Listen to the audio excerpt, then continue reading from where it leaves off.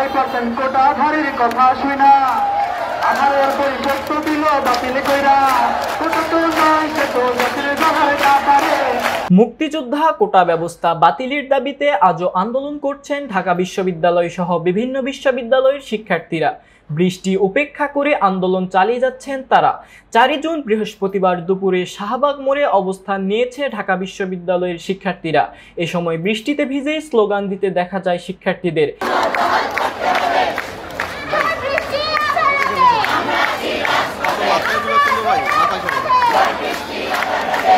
সারা বাংলায় খবর দে কোটা প্রথার কবর দে, 18-র হাতিয়ার গর্জে উঠুক আরেকবার।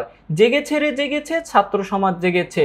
কোটা প্রথার বিরুদ্ধে ডাইরেক্ট অ্যাকশন, মুক্তিযুদ্ধের বাংলায় বৈষম্যের ঠাঁই নাই ইত্যাদি স্লোগানে মুখরিত হয় শাহবাগ চত্বর।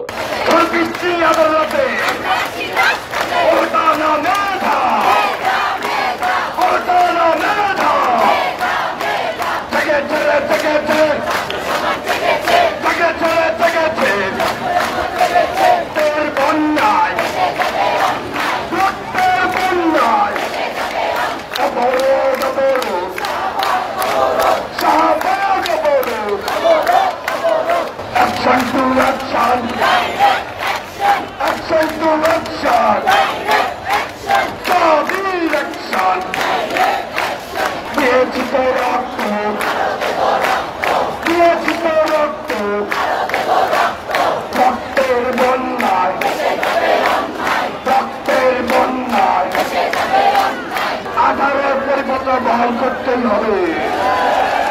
আমরা রাজপথ ছেড়ে যাব না, আমরা রাজপথ ছেড়ে যাব না। আপসনা সংগ্রাম, আপসনা সংগ্রাম।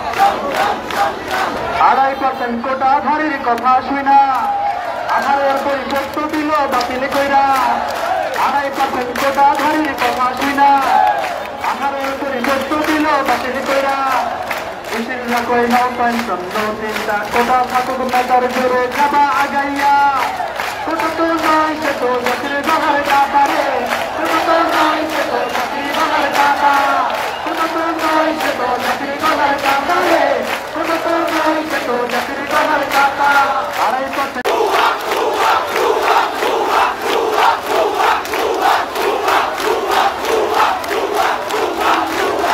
শিক্ষার্থীরা 4 দফা দাবিতে তাদের আন্দোলন চালিয়ে যাচ্ছেন।